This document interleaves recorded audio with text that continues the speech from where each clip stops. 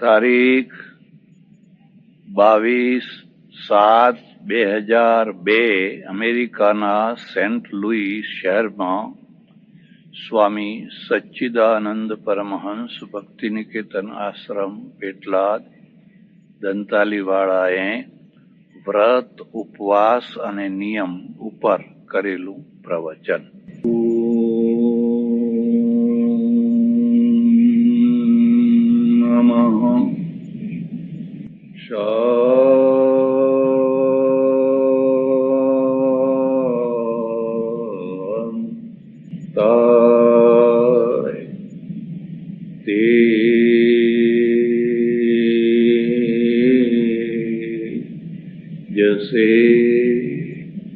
Saint Louis Gujarati સમાજના પ્રમુખશ્રી, ઉપપ્રમુખશ્રી, મંત્રીશ્રી અને બધા એમના સહયોગી ભાઈઓ,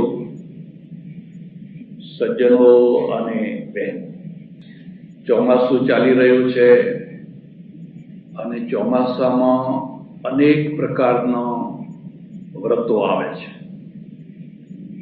ખાસ કરીને બહેનો માટેના વ્રતો આવે છે. પુરુષોને તો કોઈ વ્રત ખાસ કંઈ કરવાનું રહેતું નથી. બહેનોને બહુ વ્રત કરવાના હોય છે. હમણાં જ એક વ્રત ચાલી રહ્યું છે, એને ગૌરી વ્રત કહે છે. જયા પાર્વતી અથવા ગૌરી વ્રત કહે છે. ઘણીવાર નાની નાની દીકરીઓ પ્રશ્ન પૂછે કે આ વ્રત કરવું જોઈએ, શા માટે કરવું જોઈએ. પહેલા ઘણીવાર પૂછાયું હતું ને આજે પૂછાયું હતું. આ વ્રત કરવા પાછળનો હેતુ એ હતો કે કન્યાને સારો પતિ મળે. કારણ કે પહેલા કન્યાની પાસે જીભ નથી, એનું કશું એની કોઈ ચોઈસ નહીં, એનું કશું ચાલે નહીં. એના મા બાપ જ્યાં એને પરણાવે ત્યાં એને જવાનું, એમાં કોઈ વિકલ્પ નહીં. એટલે પછી મા બાપના આગળ તો એ કશું બોલી ન શકે, બીજા કોઈની આગળ પણ કશું બોલી ન શકે. એટલે માતાજીને પ્રાર્થના કરે કે જે માં મને કોઈ સારો પતિ આપજે. એ હેતુ માટે આ વ્રત ચાલુ થયું. મોટો પ્રશ્ન એ થાય કે કન્યાને જો સારા પતિની જરૂર છે તો વરને પણ સારી કન્યાની જરૂર હોવી જ જોઈએ. તો મેં એક છોકરાને પૂછ્યું કે આ બધી છોકરીઓ ગૌરી વ્રત કરે છે, તો તમે કઈ વ્રત નથી કરતા? મને કે કન્યા તો હંમેશા સારી જ હોય. કન્યામાં કઈ ફેરફાર હોય? મેં કહું મળશે ત્યારે ખબર પડશે, પછી માતાની મળશે ત્યારે ખબર પડશે. પછી તને એમ થશે કે આના કરતા વ્રત કર્યું હોત તો. ખરેખર વ્રત શું છે એ વિશે થોડી ચર્ચા કરવાની છે. આપણે ત્યાં 3 શબ્દો છે: વ્રત, ઉપવાસ અને નિયમ. વ્રતોપવાસ નિયમૈ વાલ્મીકી રામાયણનો શ્લોક છે અને એમાં બતાવવામાં આવ્યું છે કે આ ઋષિ છે વ્રત, ઉપવાસ અને નિયમના દ્વારા પોતાના શરીરને તપસ્વી બનાવી અને સાધના કરતા હતા. તો વ્રત શું છે? વ્રતના 3 ભેદ છે, યાદ રાખજો. વ્રતના 3 ભેદ છે. એક આપણું બહુ પ્રાચીન વ્રત છે એ પ્રાયશ્ચિત વ્રત છે. બીજું જે વ્રત છે એ વૈદિક વ્રત છે. અને ત્રીજું જે વ્રત છે એ પૌરાણિક વ્રત છે. તમારે જો હિન્દુઇઝમની બધી વાતોને સમજવી હોય તો આ મુખ્ય 2 ભેદોને ખાસ યાદ રાખવા. પૌરાણિક વ્રતો જુદા છે, વૈદિક વ્રતો જુદા છે. અને પહેલાના જે પ્રાયશ્ચિત વ્રતો છે એ વળી એથી જુદા છે. પ્રાયશ્ચિત વ્રતોનો અર્થ શું છે કે માણસ પોતે પોતાને દંડ દે. પોતાનાથી ભૂલ થઈ હોય, પોતાનાથી પાપ થયું હોય, કોઈ એને દંડ દે કે કોઈ એને સજા ફટકારે, એના કરતા એ પોતે જ પોતાની મેળે પોતાની જાતને દંડ દે, એને પ્રાયશ્ચિત વ્રત કહેવાય. પછી એ કોઈ પણ પ્રકારનું વ્રત કરે એને પ્રાયશ્ચિત વ્રત કહેવાય. એક ઉદાહરણ તમને આપું. આપણે ત્યાં બે મોટા ઋષિઓ છે. એકનું નામ છે શંખ અને બીજાનું નામ છે લિખિત. બંને સગા ભાઈઓ છે. હવે આ લિખિત છે એ સવારના પહોરમાં પેલા શંખના ત્યાં જાય છે અને શંખની પર્ણકુટીના આગળ આંબાવાડિયું છે, આંબાના ઝાડ છે. એમાંથી આંબાના ઝાડમાંથી પડેલી જે કેરી છે બહુ સરસ કેરી છે અને કેરીથી લલચાઈ જાય છે. એ તરત જ એ કેરી ઉપાડી લે છે અને લલચાવાનું એક કારણ છે કે એમને એક દીકરો છે.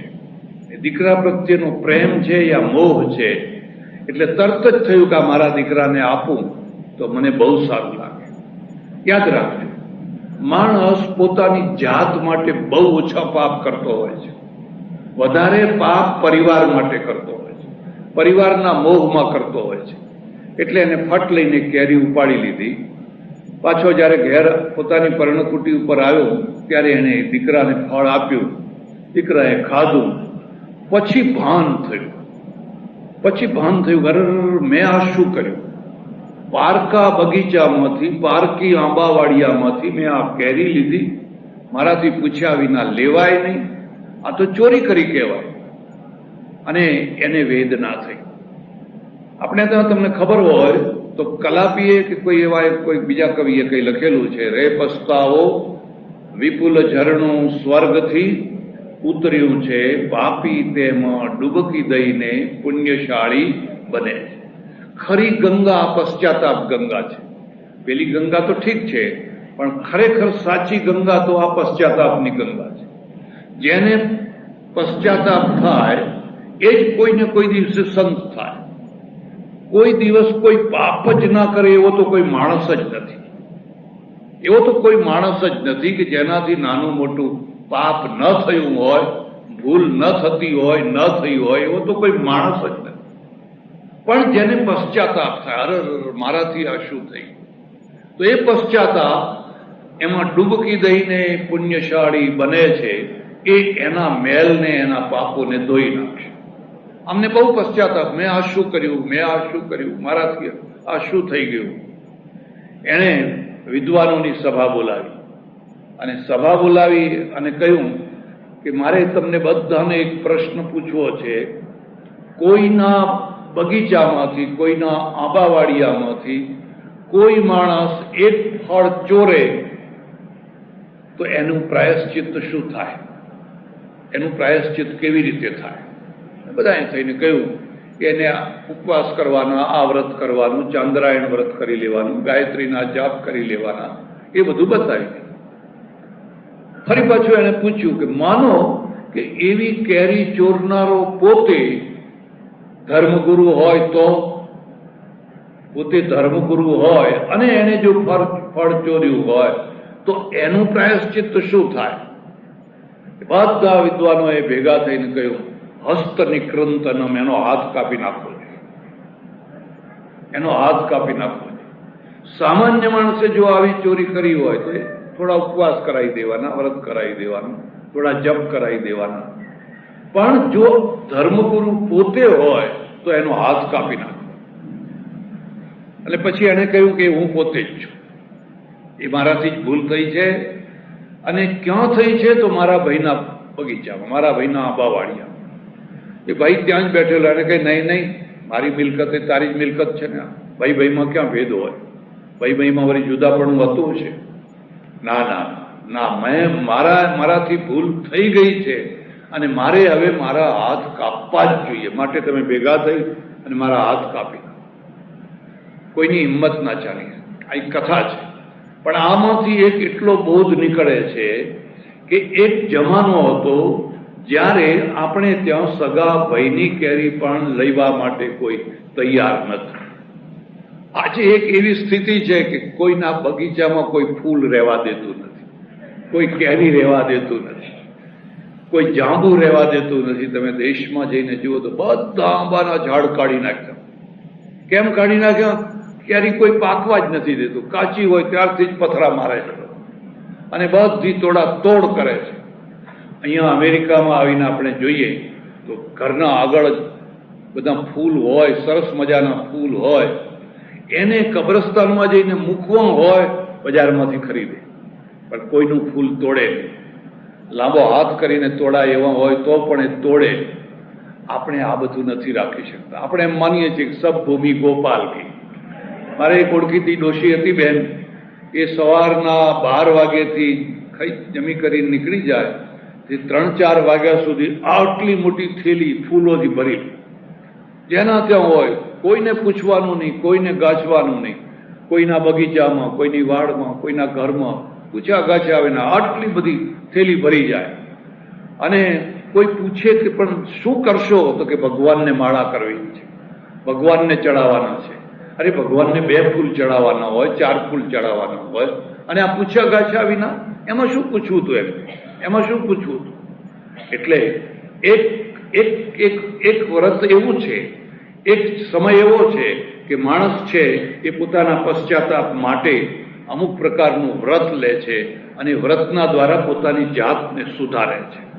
એમાં ચાંદ્રાયણ વ્રતો છે, બીજા બધા ઘણા વ્રતો બતાવેલા છે. આ બધા વ્રતો ચાલતા હતા અને માણસ પોતે જ પોતાની મેળે પોતાને દંડ દેતો હતો.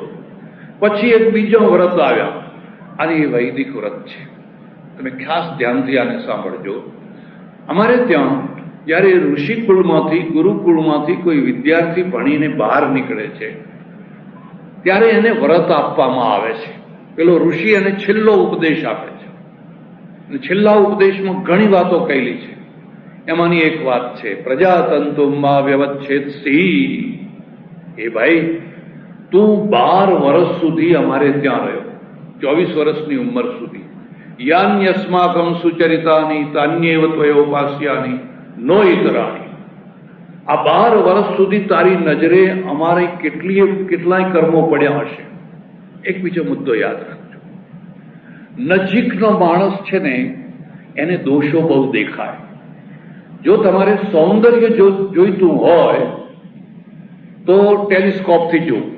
હિમાલય બહુ સરસ દેખાશે, ચંદ્ર સરસ દેખાશે ટેલિસ્કોપથી. પણ જો તમારે બેક્ટેરિયા જોવા હોય તો માઇક્રોસ્કોપથી જોવા. તમે માઇક્રોસ્કોપથી જુઓ તો દૂધમાં ખદબદ બેક્ટેરિયા થઈ રહ્યા છે, દહીંમાં થઈ રહ્યા છે, રસોઈમાં થઈ રહ્યા છે, ચારે તરફ થઈ રહ્યા છે, પાણીમાં થઈ રહ્યા છે. માઇક્રોસ્કોપ છે એ બેક્ટેરિયા બતાવે છે, ટેલિસ્કોપ છે એ તમને સૌંદર્ય બતાવે છે.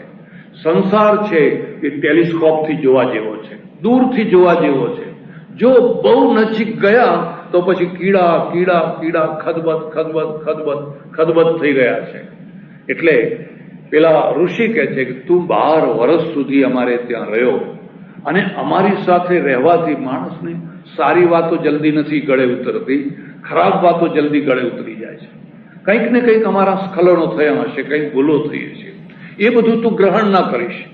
યાન્યસ્માકમ સુચરિતાની, અમારા જે સારા આચરણો છે, તાન્યેવ ત્વયોપાસ્યાની, એની જ તું ઉપાસના કરજે. નો ઇતરાણી. આમાંથી એક મુદ્દો યાદ રાખજો. વૈદિક ઋષિ પોતાની કમજોરીનો સ્વીકાર કરે છે, પોતાની અલ્પતાનો સ્વીકાર કરે છે. કોઈ માણસને જો માણસ બનાવવો હોય તો સૌથી પહેલા એને અલ્પતાનું ભાન થવું જોઈએ. અને જો એને સતત તમે હું મહાન છું, હું મહાન છું, હું મહાન છું, મગજમાં એવી જ વાત ભર્યા કરશો તો અહંકારમાં બરબાદ થઈ જશે, અહંકારમાં ઉન્મત્ત થઈ જશે. એને પોતાની અલ્પતાનું ભાન થવું જોઈએ. ઋષિ સમર્થ છે, મહાન છે, છતાં અલ્પતાનો સ્વીકાર છે. નોઈત રાણી, અમારા બીજા કર્મો એના તો હું આચરણ ન કરીશ, અમારાથી પણ ભૂલ થઈ શકે છે, માટે સારા કર્મોનું જ આચરણ તું કરજે અને એનું જ એના પગલે પગલે તું ચાલજે. અને પછી વ્રત આપે છે. અન્નમ બહુ કુર્વીત તદ્વ્રતમ. આ ધ્યાન દેજો. તું અનાજના ઢગલા કરજે, આ હું તને વ્રત આપું છું. અનાજના ઢગલા કર. જે ગામમાં જાય, જે શહેરમાં જાય, જ્યાં જાય ત્યાં અનાજના તું ઢગલા કરજે, આ હું તને વ્રત આપું છું. જો બેમાં કેટલો ફરક છે ભાઈ. હું થોડી વાર બંધ કરું, પેલી ખુરશીઓ બધી મૂકી દઉં, હું થોડી વાર બંધ કરું છું. તમારે કોઈ વ્યક્તિને જો સંત બનાવવો હોય તો એની પહેલી શરૂઆત છે પોતાની અલ્પતાનો સ્વીકાર. તમારે કોઈનું પતન કરાવવું હોય, એના મગજમાં સતત અહમ, હું કંઈક છું, હું કંઈક છું, હું કંઈક છું, એવું મગજમાં ભર્યા કરે. એમાં હંમેશા ઈગો ઈગો ઈગો રહેશે, પતન થઈ જશે. અને મારી ઘણી ભૂલો છે, મારા ઘણા દોષો છે, જ્યાં એવો સ્વીકાર તો થયો નહીં કે સંત થશે. અમારે ત્યાં ખાસ પદ્ધતિ છે. એટલે પેલા ઋષિ કહે છે, જે મારા સારા આચરણો છે એનું તું અનુકરણ કરજે, પણ જે મારી ભૂલો છે, મારા દોષો છે, એનું તું અનુકરણ ના કરીશ. એ તો મારી વ્યક્તિગત કમજોરી છે. અને પછી વ્રતો બતાવે છે. અન્નમ બહુ કુર્વીત તદ વ્રતમ, અનાજના ઢગલા કરજે, ઢગલા કરજે. આ હું તને વ્રત આપું છું. જો આ વૈદિક વ્રત છે. કાળાંતરમાં શું થયું? શ્રવણ સંસ્કૃતિ આવી, સાધુ સંસ્કૃતિ આવી. એણે કહ્યું ખેતી મહાપાપ છે, ખેતી કરવી એ મહાપાપ છે. ખેતી કરવામાં કેટલા જંતુઓ મરે છે, કેટલું પાપ લાગે છે, માટે ખેતી ન કરશો. પેટ માટે ખેતી ન કરશો. બેયના વિરોધ જોજો. પેલો કે અનાજના ઢગલા કર, પેલો કે ખેતી નહીં કરવાની. દેશ કેમ ભૂખે મરવા લાગ્યો? આજે તો દેશ ભૂખે નથી મરતો, પણ પહેલા કેમ અનાજ નહોતું? શું કારણ હતું? તમને શું વ્રત આપવામાં આવ્યા? કેવા વ્રતો આપવામાં આવ્યા? અને અનાજના ઢગલા તું કરજે. પેલો ઋષિ કહે છે, અન્નવાન અન્નાદો ભવતી મહાન ભવતી પ્રજયા પશુભીર બ્રહ્મ વર્ચસે ન. એ ભાઈ, જેના ઘરમાં, જેના દેશમાં અનાજના ઢગલા હશે, અન્નવાન અન્નાદો, એ બીજાને અનાજ આપતો થશે. મહાન ભવતી, જે બીજાને અનાજ આપશે એ મહાન થશે. અને 3 રીતે મહાન થશે. પ્રજયા પશુભીર બ્રહ્મ વર્ચસે ન, એની પ્રજા મહાન થશે. અત્યારે અમેરિકામાં ખાસ કરીને આપણા માણસોને સૌથી વધુમાં વધુ કોઈ ચિંતા હોય તો એમના બાળકોની છે. અમે અહીં બહુ સુખી છીએ, બહુ સુખી, પણ અમારા બાળકો અમારી રીતે રહેવાના કે પછી બગડી જવાના, બહુ જ ચિંતા છે. અને હું કહું કે ભાઈ, જો તમે અહીં રહો તો અહીંનો રંગ લાગવાનો ને લાગવાનો જ. તમને લાગ્યો છે ને? થોડોક લાગ્યો હશે, વધારે નહીં તો થોડોક તો લાગ્યો જ છે. મારા એવા કેટલાય ઓળખીતા માણસો છે કે અમેરિકા આવવાનું થાય તો મુંબઈથી જ અમેરિકન થઈ જાય છે કે અત્યારથી અભ્યાસ કરો. પછી ત્યાં ગયા પછી પાછો અભ્યાસ કરવો, એના કરતા અહીંથી જ અભ્યાસ ચાલુ કરી દો. જ્યાં તમે કોઈ બળવાનની સમીપમાં રહો છો તો એની અસર તમારા ઉપર થવાની જ છે. એને તમે રોકી નહીં શકો. તો સૌથી મોટામાં મોટી આ ચિંતા છે. પેલો ઋષિ શું કહે છે? પ્રજયા પશુભીર બ્રહ્મ વર્ચસેન, એની પ્રજા મહાન થશે. અને વૃદ્ધાવસ્થાનું સૌથી મોટામાં મોટું કોઈ સુખ હોય તો મહાન પુત્ર કે મહાન પુત્રીના બાપ થવાનું છે, એની માં થવાનું છે. કે આ જો આ મહાન દીકરો અને એના બાપ ફલાણું, આ મહાન દીકરી અને એનો બાપ માં ફલાણું. અને એની જગ્યાએ જો ઉલટું થાય તો પાછલી જિંદગી બહુ દુઃખદાયી છે, અત્યંત દુઃખદાયી છે. આ ફલાણાનો છોકરો જુઓ ને વંઠી ગયો, આ ફલાણાની છોકરી જુઓ ને વંઠી ગઈ, કહેવામાં નથી, રખડ્યા કરે છે. બાપને માને મોઢું બતાવવાનું મન ના થાય, મહા દુઃખ થાય. પેલો ઋષિ કહે છે, જેના ઘરમાં અનાજના ઢગલા હશે એની પ્રજા મહાન થશે. કેવી રીતે મહાન થશે? એના ત્યાં સારા લોકો આવશે. અન્નવાન અન્નાદો ભવતી. તમે જોજો, કેટલાક લોકોનું રસોડું મહાન હોય છે, કેટલાક લોકોની તિજોરી મહાન હોય છે, અને કેટલાક લોકોની વાણી મહાન હોય છે. વાણીનો અર્થ સમજ્યા તમે? આવી સભા હોય ને કંઈક થતું હોય અને બધા જ બોલતા હોય ત્યારે એ બોલે કે $11,000 આપણા લખો, એમ તાલીઓ પાડે, પણ પછી કોને આપવા છે? પછી ધક્કા ખાધે જ રાખો તમે, ધક્કા ખાધે, પછી આપવા બાપવાની વાત નહીં. આવા ઘણા લોકો હોય છે. મારા એક ઓળખીતા છે, મને કે સ્વામીજી પછી ક્યાં આપણે આપવા છે, પણ એ વખતે તો તાલીઓ પડાવો, ગડગડાટ. અને ઓછા શું કામ બોલવા? કોઈ 1,000, 2,000, 5,000, આપણે સીધા 11,000 બોલવા. તમારે ત્યાં આના માટે ખાસ શબ્દ વપરાયેલો છે આવા માણસો માટે, ઢપોળ શંખ. આ શબ્દ યાદ રાખજો. એના માટે શબ્દ વપરાયો છે ધપોળ શંખ. થોડી કથા કહી દો એની. બ્રાહ્મણ હતો ને, બહુ ગરીબ હતો. આ પણ કહું તમને, જો ગરીબીની વાત કરવી હોય તો બ્રાહ્મણને લઈ આવવાનું.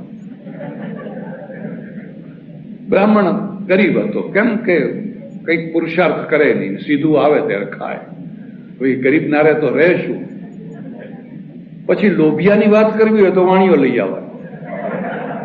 એક ગામમાં એક લોભિયો વાણીઓ રહેતો, કે બધા વાણિયા કઈ લોભિયા ના હોય, પણ મોટા ભાગે ઝપટમાં એ જ આવી જાય.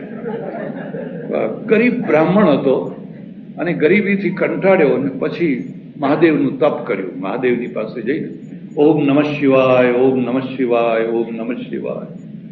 મહાદેવ પ્રસન્ન થયા. મહાદેવ આશુતોષ છે, બહુ જલ્દી ભોળાનાથ પ્રસન્ન થાય. બોલ, તારી શું ઈચ્છા છે?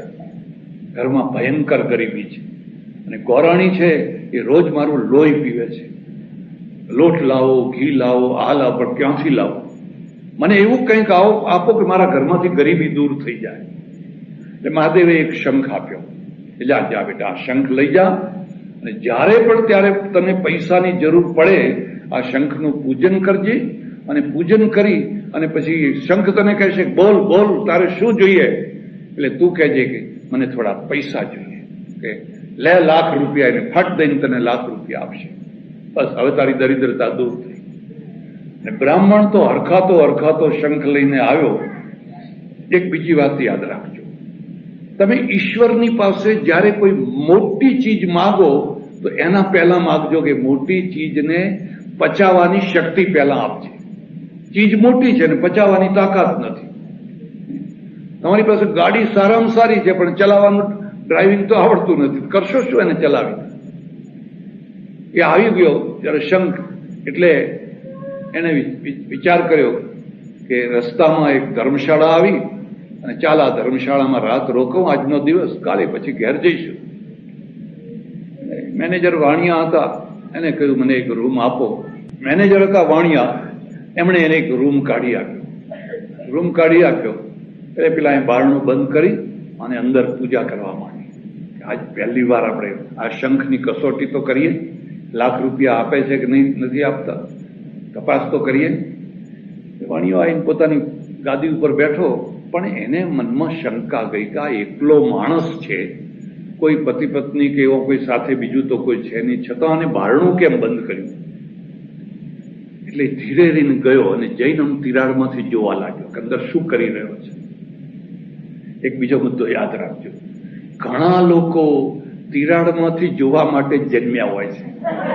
એ આખી જિંદગી કોઈના બારણાની તિરાડમાંથી જોયા જ કરતા હોય છે. એને જોયું તિરાડમાંથી, કહો મહારાજ તો એક શંખની પૂજા કરી રહ્યા છે ને પૂજા પૂરી થઈ એટલે શંખ બોલ્યો બોલ બોલ તારે શું જોઈએ છે?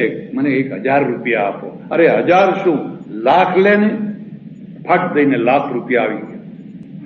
છે ચમત્કાર. એમ પાછો આવીને હતો એવો ને એવો બેસી ગયો. પેલા મહારાજ છે ને, આ પણ હું તમને કહું છું, બ્રાહ્મણના પાસે જો પૈસા આવે ને તો પહેલા શીરો ને લાડવા બનાવવા લાગે. રોજ કડછી ને તવી રોજ ચાલુ થઈ જાય. વાણિયા પાસે, પટેલ પાસે આવે ને તો સોનું ખરીદે કાં તો શેર ખરીદે. સોનાનો ભાવ પૂછે, સોનું શું ભાવ છે, શેરના હમણાં શું ચાલે છે. મુસલમાન પાસે આવે તો હથિયાર ખરીદે. પૈસો આવે એટલે પહેલું એનું કામ હથિયાર ખરીદવાનું. એકને પૂછ્યું, ભાઈ તમે સોનું ખરીદતા હો તો હથિયારમાં શું કામ પૈસા નાખો છો? કે આ બધું અંતે તો અમારું જ છે ને, ભલે ને અત્યારે પહેરવું હોય એમ પહેરી લે, પણ જ્યારે ત્યારે એ બધું અમારા હાથમાં જ આવવાનું છે. કારણ કે અમારા હાથમાં હથિયાર છે. જેના હાથમાં હથિયાર હશે એના હાથમાં જ સોનું રહેવાનું છે. તમારી પાસે સોનું છે પણ હથિયાર વિનાનું છે. હથિયાર વિનાનું છે એટલે ક્યારે કોઈ લૂંટી જાય કઈ કહી શકાય. દરેકની ખાસિયત હોય છે.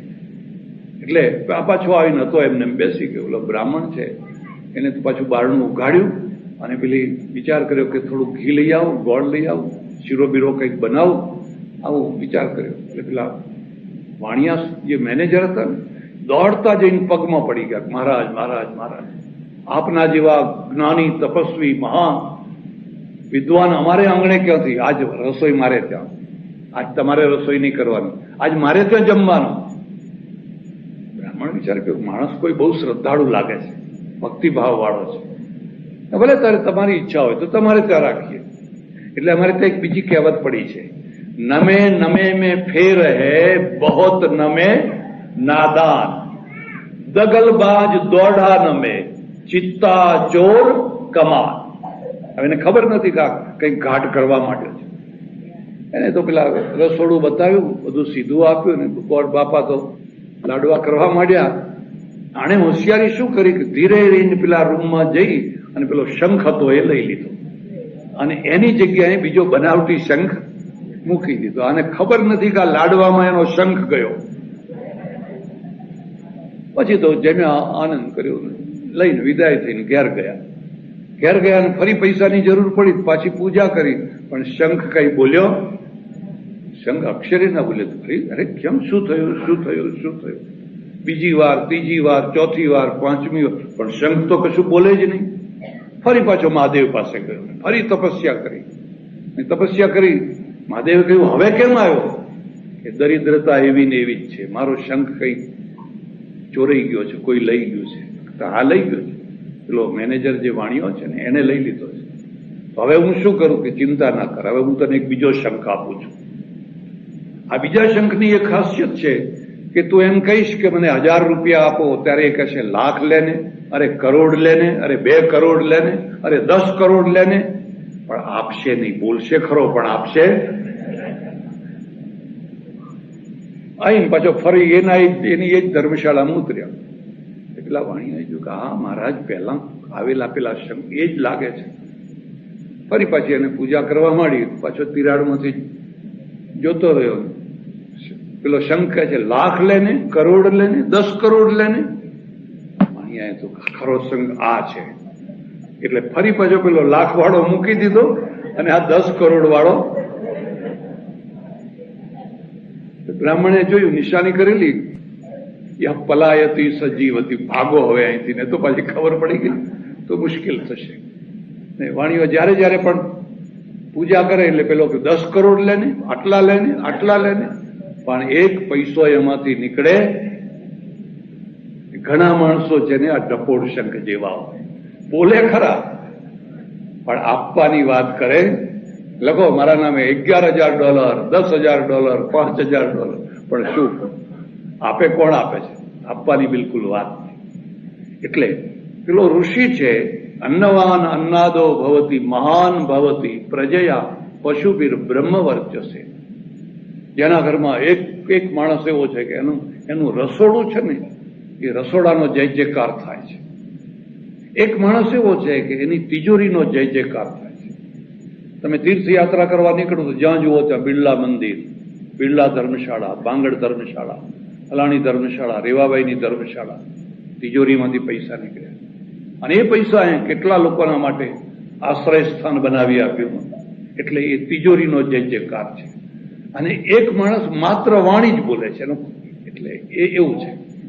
તો જેના ઘરમાં રાત દિવસ મોટા મોટા વિદ્વાનો આવે છે, સારા સારા જ્ઞાની પુરુષો આવે છે, એના બાળકોમાં આપોઆપ સંસ્કાર પડે છે. બાળકોમાં સંસ્કાર નાખવાથી સંસ્કાર નથી પડતા, એના રિએક્શન આવે છે. પણ તમારા ત્યાં જે કંઈ થઈ રહ્યું છે એ સહજ રીતે જોયા કરે અને જોતા જોતા એનામાં સંસ્કાર પડે છે. તમારા ઘરમાં કોણ આવે છે, કેવા લોકો આવે છે? પ્યાલીઓ ભરનારા આવે છે, મસ્તી કરનારા આવે છે, ધીંગા મસ્તી કરનારા આવે છે, છોકરા જુએ છે, છોકરા બધું ગ્રહણ કરે છે. હવે તમે અપેક્ષા રાખો કે મારા છોકરા ના બગડે તો એ બની ન શકે. એટલે પેલો ઋષિ કહે છે પ્રજયા પશુ, એના બાળકો આપોઆપ મહાન થશે. એના ઘરમાં સારા સારા માણસો આવે છે. અને હું તમને આ ખાસ વાત કહું છું કે બને તો કોઈને કોઈ અઠવાડિયામાં એકાદ સારા માણસને ઘેર બોલાવો. ના બોલાવો તો કોઈ સારા માણસના ત્યાં જવું, બાળકોને લઈને, બાલ બચ્ચાને લઈને જવું. એ સંપર્ક છે, બહુ મોટો પ્રભાવ ઉભો કરતો. પશુવીર એ જમાનો પશુઓનો હતો અને આજે એની જગ્યા તમે બદલી શકો છો કે એના ત્યાં સારા સારા વાહનો આવે. પહેલા પશુ વાહન હતા, આજે તમે સારા સારા વાહનો એના ત્યાં આવે. બ્રહ્મ વર્ચસે ન, અને બ્રહ્મ વર્ચસ શબ્દનો અર્થ થાય છે બ્રહ્મ વિદ્યા. એના ત્યાં બ્રહ્મ વિદ્યાનો ઉદય થાય છે, કારણ કે સારા માણસો આવે છે. જેમ પક્ષીઓ છે, જ્યાં ચબૂતરો હોય ત્યાં આપોઆપ પક્ષીઓ દોડી જતા હોય છે. જ્યાં પાણીનો પિયાવો હોય ત્યાં ઢોરો આપોઆપ પાણી પીવા દોડી જતા હોય છે. એમ જ્યાં અન્નની ઉદારતા હોય, વિશાળતા હોય, ત્યાં સારા માણસો આપોઆપ દોડી જતા હોય છે. એટલે પેલો કે છે અન્નમ બહુ કુર્વીત તદવ્રતમ, એ ભાઈ તું ઘેર જા અને અનાજના ઢગલા કરજે, આ હું તને વ્રત આપું છું. આ એક બાજુ છે. બીજી બાજુ કહ્યું, જો કદી પણ ખેતી ના કરશો, ખેતી તો મહાપાપ છે. કેટલું મોટું પાપ, કેટલા જીવ મરે છે, કેટલા જંતુઓ મરે છે. એક જમાનો હતો, આપણે ત્યાં એવી કહેવત હતી, ઉત્તમ ખેતી, મધ્યમ વ્યાપાર, કનિષ્ઠ નોકરી અને ભીખને અધમ, 4 કક્ષાઓ મૂકેલી. આજે હવે બદલાઈ ગયું છે, ઉત્તમ નોકરી, અને તે સરકારની હો, પછી વ્યાપારને ઠીક છે, પણ અધમ ખેતી થઈ ગઈ. પણ આ આપણું વૈદિક કાળનું વ્રત. એ વ્રત આપણે ચૂક્યા, અને ચૂક્યાના પરિણામે ભારતમાં ભૂખમરો આવ્યો. ભારતમાં કેટલા દુકાળો પડ્યા, કેટલા, અને પગ ઘસી ઘસીને લોકો મરી ગયા. બંગાળમાં 35 લાખ માણસો દુષ્કાળમાં મરી ગયા, પગ ઘસી ઘસી. અને અમેરિકાના અનાજ ઉપર અહીંથી બધી સ્ટીમરો ભરી ભરીને અનાજ આવે, આટલા નાના નાના ઘઉં, લાલ જુવાર, અને એ બધું ખાઈ ખાઈ અને કેટલા વર્ષો આપણે વિતાય. પણ પછી આપણે ત્યાં એક નાનો ઠીંગણો માણસ ઠીંગણો, પણ વ્યક્તિત્વથી બહુ મોટો, એ પેદા થયો, અને એને આપણને વ્રત આપ્યું, જય જવાન જય કિસાન, દેશ એ તરફ વળ્યો. આજે તો દેશમાં અનાજના ઢગલા છે, ગોદામોમાં અનાજ સડી રહ્યું છે, એટલું અનાજ ભેગું થયું છે, કારણ કે આપણે એ તરફ વળી ગયા. તમારામાં શક્તિ છે, પ્રેરણાની જરૂર છે, માત્ર પ્રેરણાની જ જરૂર છે. પણ મારે એ વાત નથી કરવી. મારે તો તમને એટલું જ કહેવું છે, આ આપણી વૈદિક પરંપરાનો વ્રત છે. એમાંનું એક બીજું વ્રત છે. સ્ત્રીઓને કહ્યું તમારે ગૌરી વ્રત કરો, જયા પાર્વતીનું કરો, ઊભી ચોથ કરો, આડી ચોથ કરો, બધા ઓહો કેટલા વ્રતો. એ બધા પૌરાણિક વ્રતો છે. તમારું ખરું વ્રત શું છે? પતિવ્રત. પતિવ્રત. તમે જો લગ્ન કર્યા છે તો પતિમાં સમર્પિત છો, અને પતિમાં જો સમર્પિત છો તો પતિનું વ્રત એ જ તમારું વ્રત છે. 2 વ્યક્તિત્વ નહીં.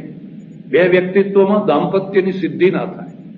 શરીર 2 પણ વ્યક્તિત્વ 1, એમાંથી એક દાંપત્ય ઊભું થાય અને દાંપત્યનું સુખ મળે. પણ બેયના વ્યક્તિત્વ જુદા હોય, બેયનું અસ્તિત્વ જુદું હોય તો દાંપત્ય ના મળે. ચોખ્ખો કાચો છે, મગની દાળ પણ કાચી છે, ખીચડી ના થઈ શકે. હવે તમે કડકડ કડકડ કડકડ, બેય કાચા છે, કારણ કે બેય કોરડું છે. કોરડું ન સમજો ને, ઘણા કોરડું હોય અને ગમે એટલું ઉકાળો પાણી પથરા જેવું જ એમને એમ રહી જાય.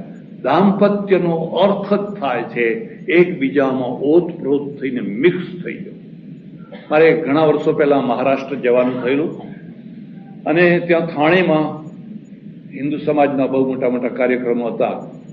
એમાં એક દિવસ બહેનોનો, મહિલાનો કાર્યક્રમ હતો, અને જેના ઘરમાં હું ઉતરેલો, મહારાષ્ટ્રીયન બ્રાહ્મણ, એ બહુ મોટો ચાર્ટર્ડ એકાઉન્ટન્ટ, બહુ સજ્જન સંસ્કારી, એની પત્ની પણ બહુ ભણેલી. એટલે પછી બહેનોની સભામાં પ્રવચન કરીને હું સાંજે આવ્યો, તો મેં પેલી બહેનને કહ્યું, તું આટલી મોટી વિદુષી છે, આટલું બધું ભણેલી છે, આજે બહેનોનો કાર્યક્રમ હતો, તો તારે થોડા 2 શબ્દો તો બોલવાતા. એની જગ્યાએ એના પતિ બોલ્યા, તો તારે 2 શબ્દો તો બોલવાતા ને. એટલે પેલી બેન કે ના ના, મારે બોલવાની કઈ જરૂર નથી. એ બોલે છે ને એટલે હું જ બોલું છું. મને એમ જ લાગે, જયારે તાળીઓ પાડે લોકો, ત્યારે મને એમ જ થાય, મારામાં ને એનામાં કશો ફરક નથી. એના વિજયમાં મારો વિજય છે, એના જય જયકારમાં મારો જય જયકાર છે. મને જરાય જુદું નથી લાગતું. તો પેલો એનો ઘરવાળો મને કે સ્વામીજી ખરી વાત કહું? મેં કહો, એનું લખેલું જ હું વાંચતો હતો. એમ મારું કશું જ નતું, એને લખી આપેલું ને એ જ હું વાંચતો. બેયમાં સંઘર્ષ નથી, બંનેમાં સંઘર્ષ નથી. કેમ? બંને એકબીજામાં ઓતપ્રોત થઈ ગયા છે. અને ઓતપ્રોત ક્યારે થવાય? જ્યારે પતિ વ્રત ગ્રહણ થાય ત્યારે. આ પણ એક વ્રત છે, અને બહુ અઘરું વ્રત છે, બહુ અઘરામાં અઘરું વ્રત છે. પણ જો એ વ્રત પાર પડ્યું તો બેડો પાર થઈ ગયો. સત્યવાન ને સાવિત્રી છે, યમરાજા પાસેથી છોડાવીને પાછી લાવી શકે એટલું એ મહાન વ્રત છે. અને એ મહાન વ્રતની આપણે ત્યાં એટલી બધી કથાઓ છે, એટલી બધી કથાઓ છે. મારે આશ્રમમાં તમે કોઈ વાર આવો તો જોજો, મેં એક જશમા ઓડણનું સ્ટેચ્યુ મૂકેલું છે. બીજા બધા ઘણા મૂક્યા છે, પણ એક જશમા ઓડણનું.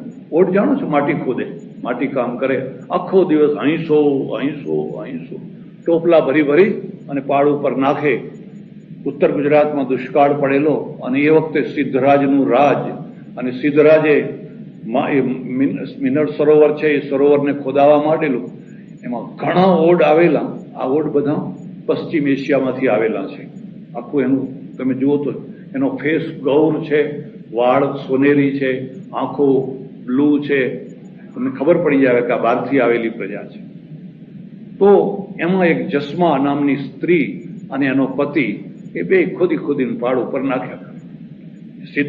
સિદ્ધરાજ છે ને રોજ ઘોડા ઉપર બેસી અને બધું કામ જોવા આવે, ને જોતા જોતા જોતા એની નજર જસ્મા ઉપર પડી. કઈ જુવાની અને કઈ સૌંદર્ય. એના ઉપર જ એની નજર સ્થિર થઈ ગઈ. નજર સ્થિર થઈ ફરી બીજી દિવસે આવે, ત્રીજા દિવસે આવે, ચોથા દિવસે આવે, પાંચમા દિવસે આવે. એને એના આગળ આવીને ઉભા રહ્યા વિના ચેન ના પડે. કેટલાક પુરુષોને તમે જોજો, બહેનોના બહુ કામ કરાય, પુરુષોના ના કરાય. કોઈ પુરુષ કામ બતાવે ના કરે, બહેનો કામ ના બતાવે તો દોડીને કરે. સેવાભાવી હોવા જોઈએ, સેવાભાવી હોય તો જ કરે ને. કોઈ એક વાર આવું બહારથી, અને નડિયાદ શહેરમાંથી ગાડી પાર કરવાની. હવે નડિયાદમાં તો તમે જુઓ છો કે ભીડ હોય, આંકડા રસ્તા. એમાં બે છોકરીઓ કોલેજ જાય સાયકલ ઉપર બેસીને. એમાં આગળની જે બેઠેલી એનો દુપટ્ટો પેલી સાયકલમાં ભરાઈ ગયો, એટલે બે ઉતરી પડી. એકે સાયકલ પકડીને એક પેલી દુપટ્ટાને કાઢવા માંડી. મારી ગાડી પાછળ, હવે સાયકલ ખસે તો ગાડી આગળ ચાલે. ત્યાં તો એક જુવાન માણસ આવ્યો અને કે હાલો આગળ, હું કાઢી આપું એમ. એટલે કાઢવા લાગ્યો. ત્યાં એક બીજો આવ્યો, ખસખસ હું કાઢી આપું. 10 છોકરા ભેગા થઈ ગયા દુપટ્ટા, અને પેલી બે આમ ઊભી છે. હું વિચાર કરું, કોઈ ડોશીની સાડી ભરાઈ ગઈ હોત તો, કોઈ ડોશીમાં બિચારા આવી સાડી ભરાઈ ગઈ હોત, આ છોકરાઓ એકે આવવાના હતા. પરમેશ્વરે કેટલો મોહ મૂક્યો, કેટલી પ્રબળ આકર્ષણ કેટલું મૂકેલું છે. રાજા પણ ત્યાં જ આવીને ઉભો રહે છે. અને ઉભા રહેતા એના મનની અંદર થયું, ખરેખર આ રાણી બનાવવા જેવી છે. આ સ્ત્રી છે એ રાણી બનાવવા જેવી છે. અને એને લાલચ આપવા માંડી. જસ્મા તારે સોનાના મહેલ, જસ્મા તું મારા સોનાના મહેલમાં આવીને તને હિંડોળા ખાટ આપું, છત્રી પલંગ આપું. અને જસ્મા એને વારંવાર જવાબ આપે છે, અમારે ઓડાને ભલી ચોપડી. ભલે રાજા તારે સોનાના મહેલ હોય તો ભલે રહ્યા, અમારે ઓડાને ભલી ખાટલી. એ જરાય લલચાતી નથી. એક પછી એક લાલચો આપતો જાય છે, પણ એ આટલી લલચાતી નથી. ને પેલો રાજા છે ને, એક બીજો મુદ્દો પણ યાદ રાખજો તમે. આ એક મોહનો માર્ગ એવો છે કે જેમાં માણસ હારવાનું પસંદ નથી કરતો. એને હારવાનું નથી. કોઈ ભોગે મારે જીતવું જ છે, કોઈ પણ ભોગે જીતવું છે. તું જો હું છત્રપતિ રાજા છું, આખા ગુજરાતનો નાથ છું. એ પેલી જસ્માએ બહુ શાંતિથી જવાબ આપ્યો, મારો ઓડ પણ રાજાથી એ મહાન છે, એ કોઈ રાજાથી ઉતરે એવો. અને રાજાને થયું કે આનું મન પેલા ઓડમાં લાગેલું છે, અને જ્યાં સુધી એ ઓડ જીવતો હશે ત્યાં સુધી એ મારો સ્વીકાર કરવાની નથી. એટલે એને પેલા ઓડને મરાવી નાખ્યો, ઓડની હત્યા કરાવી નાખી. અને જ્યાં ઓડની હત્યા થઈ ગઈ અને આ જસ્મા છે ને વાઘણ થઈ ગઈ. એટલે તો લખ્યું છે બંકિમચંદ્ર ચટ્ટોપાધ્યાય, વંદે માતરમ કે બોલે તુમી અબલે. કોણ કે છે કે તું અબળા છે? રિપુદલ હારિણીમ બહુદલ હારિણીમ માતરમ. તું તો મોટા મોટા દળોને નાશ કરનારી ભયંકર શક્તિ છે. કાલ સુધી જે 2 પૈસાની મજૂરણ હતી અને 2 પૈસાની માટી ઉપાડતી હતી, વાઘ જેવી થઈ ગઈ. અને એને કહ્યું, લાવ મારા પતિ મારા ખોળામાં, અને લઈને એને શ્રાપ આપ્યો, નિર્વંશ મરી જઈશ ને તને કોઢ નીકળશે. લોકોક્તિ છે. અને રાજાની એ જ દશા થઈ. આજે પણ એનું સ્થાનક છે. અને મેં મારા આશ્રમમાં એનું સ્ટેચ્યુ મૂક્યું છે, લોકોને પ્રેરણા મળે. જુઓ, કલ્ચર છે ને એ કોઈ બંગલામાંથી નથી નીકળતું, કલ્ચર તો ચોપડામાંથી નીકળે છે, અને એમાંથી એક દીવાદાંડી ઊભી થાય છે, એમાંથી એક મૂલ્ય ઊભું થાય છે, અને એ મૂલ્ય છે એ લોકો સુધી ફેલાય છે. કયું વ્રત હતું? જશમાં અમર થઈ ગઈ. રાજાનું ક્યાં સુખ, રાવણના સોનાની રાવણની લંકા છે, પણ સીતા કે હું ઊંચું નહીં જોઉં તો નહીં જ જોઉં. આને વ્રત કહેવાય છે, અને એ વ્રતનું કોઈ પાલન કરે તો એનો બેડો પાર થઈ જાય. આપણે ત્યાં લખ્યું છે કે સ્ત્રી કશું જ ન કરે, માત્ર આટલું જ કરે તો પણ એનો બેડો પાર થઈ જાય. એટલે આ વ્રતો છે એ આપણી વૈદિક પરંપરાના વ્રતો છે, અને એ વ્રતોના દ્વારા માણસોના જીવનનો વિકાસ થાય, ઉદ્ધાર થાય, એની મજબૂતાઈ આવે, એ એના પાછળનો હેતુ છે. પછી પૌરાણિક વ્રતો આવ્યા, અને પૌરાણિક વ્રતોમાં ફરી પાછું એ આવ્યું કે તમે ભાઈ આ વ્રત કરો, પેલું દશામાનું વ્રત કરો, દશામાના ફલાણા સાકરિયા સોમવાર કરો. આ બધા પૌરાણિક વ્રતો છે, અને પૌરાણિક વ્રતોને જીવનને કંઈ લેવા દેવા નથી, કશું લેવા દેવા નથી. આ વ્રતોના પાછળ પણ કારણ છે, કારણ કે આ વ્રતો છે એ આજીવિકા માટે નીકળેલા છે, આજીવિકામાંથી નીકળેલા છે. ભારતમાં 2 કરોડ માણસો ધાર્મિક આજીવિકાનું જીવન જીવે છે, માત્ર ધાર્મિક આજીવિકા. એમાં હું આવી ગયો, અને એટલે એ લોકોને સતત કંઈનું કંઈ કરાવતા રહો, કંઈનું કંઈ કરાવતા રહો, એટલે આપણી આજીવિકા ચાલુ હોય. પણ એનાથી કંઈ જીવનમાં કશો ફરક પડતો નથી. તમારે દેશમાં જઈને જોવું હોય તો જોજો, આ 5 દિવસ છોકરીઓ ગૌરી વ્રત કરશે, અને રોડ ઉપર એવી બેઠી હશે, કોઈની ગાડી ચાલવી મુશ્કેલ થઈ જશે, કોઈ રોડ ઉપર ચાલવું મુશ્કેલ થઈ જશે. અને ઘણી વાર તો મશ્કરીઓ કરે, કંઈનું કંઈ કરે, કંઈની કંઈ થાય. પણ હવે આ તો વ્રત પરંપરાથી, આ પૌરાણિક વ્રતો છે, પેલું વૈદિક વ્રત છે, અને એ વ્રતનું મૂલ્ય છે.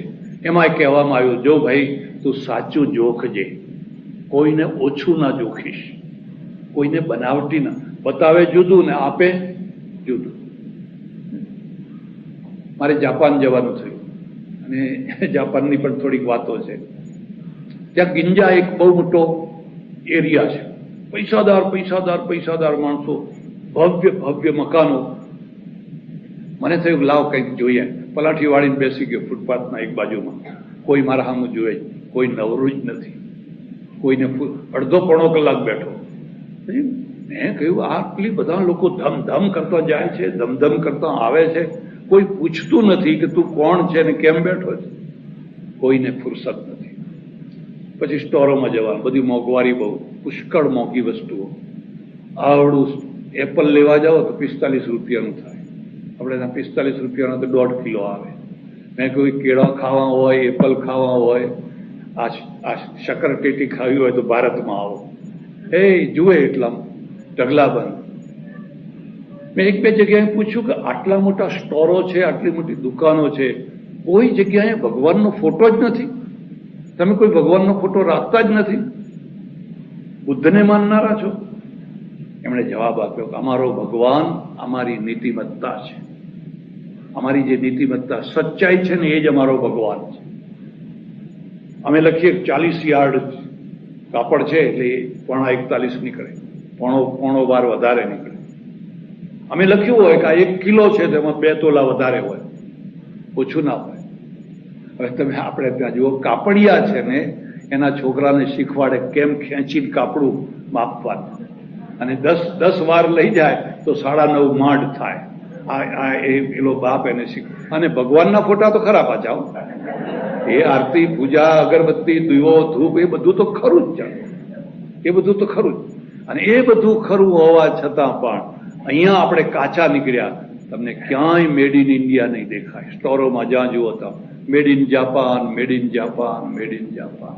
આપણે ફૂટી આંખે જોયા કરીએ કંઈક મેડ ઇન ઇન્ડિયા દેખાય છે. અમારા 1-2 ઓળખીતા છે, એમણે થોડો નિકાસ કરેલો, પછી સ્ટીમરો પાછી આવી. 1-2 વાર સારો માલ મોકલે, પછી મોકલે બનાવટી, બધું પાછું. આખી જિંદગીની કમાણી ખતમ થઈ ગઈ. એટલે આ વ્રત છે, તું સાચું જોખજે, સાચું આપજે, સાચો વ્યવહાર કરજે. સત્યમ બ્રુયાત પ્રિયમ બ્રુયાત, ન બ્રુયાત સત્યમ અપ્રિયમ. આ વ્રત છે. પેલા શગાળ સાંએ વ્રત લીધું, કોઈ એક સાધુને રોજ જમાડીશ. સાધુ એટલે કોઈ અભ્યાગત. હું ગ્રહસ્થ છું, પૈસાદાર છું, ભગવાને મને ઘણો પૈસો આપ્યો છે, મારા રસોડે હું જ જમજમ કરું એનો શો અર્થ છે? હું ખોડીને પણ કોઈ એકને હું જમાડીશ. અને એ એકને જમાડતા જમાડતા જમાડતા ઠેઠ ભગવાન સુધી પહોંચી. આ વ્રત છે. ગમે એમ થશે પણ હું મારું વ્રત. વરસાદ પડ્યો 1 દિવસ, 2 દિવસ, 3 દિવસ,